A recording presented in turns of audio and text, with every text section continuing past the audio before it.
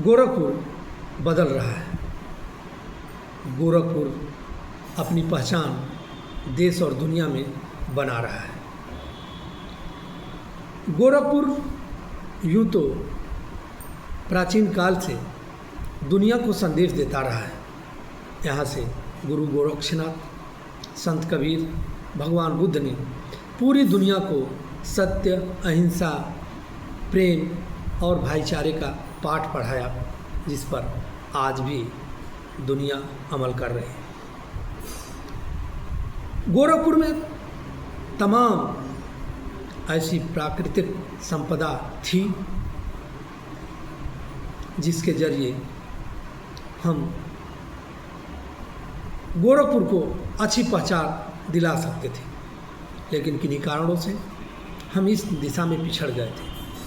लेकिन हाल के कुछ साल में इस दिशा में भी गोरखपुर को पंख लग गए हैं। चाहे रामगढ़ झील की बात हो, चाहे टेराकोटा की बात हो, चाहे तराई के काला नमक चावल की बात हो, दुनिया अब इसे जानने लगी है, इस दिशा में आकर्षित होने लगी है। ये सब कुछ अब लोगों को प्रभावित करने लगा है। गोरखपुर में विकास की गति तेज हुई है,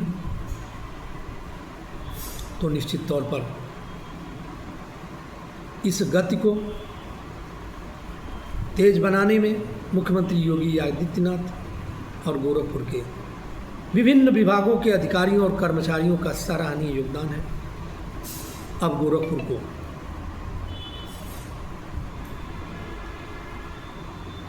एक और नई पहचान मिलने जा रही है। पिछले दिनों अधिकारियों के साथ बैठक में मुख्यमंत्री योगी आदित्यनाथ ने निर्देश दिया कि गोरखपुर के जो भी एंट्री पॉइंट हैं उनका सौंदर्यीकरण कराया जाए। उन्होंने बाकायदे जीडीए को निर्देश दिया कि वह लखनऊ मार्ग पर स्थित 0 पॉइंट के सौंदर्यीकरण के लिए ऐसा प्रस्ताव बनाए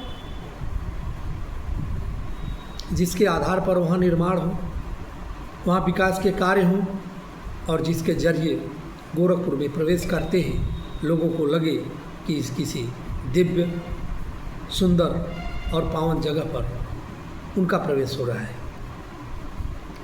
मुख्यमंत्री ने अधिकारियों को यह भी निर्देश दिया कि तमाम कंपनियों से संपर्क कर CSR फंड के जरिए राप्ती नदी के तट पर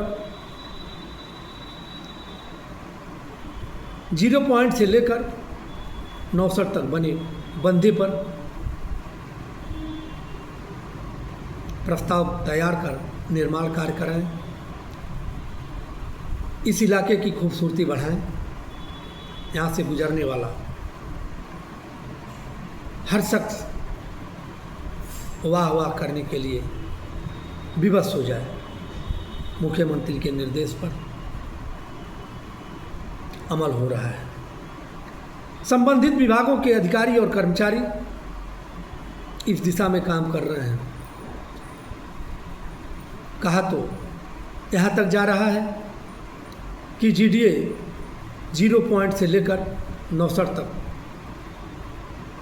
खूबसूरती बढ़ाने के लिए, इस इलाके के सौंदर्यीकरण के लिए प्रस्ताव बनाने और मंथन करने में जुट गया है। प्रवेश द्वार गोरखपुर का ही इस बात का आभास करा देगा कि यह अंचल, यह इलाका वही है जहाँ से पूरी दुनिया को शिक्षा मिलती रही है। यहाँ की प्राकृतिक संपदा, यहाँ का प्राकृतिक वैभव भी उन्हीं महापुरुषों के ज्ञान की तरह दुनिया को प्रभावित करेगा।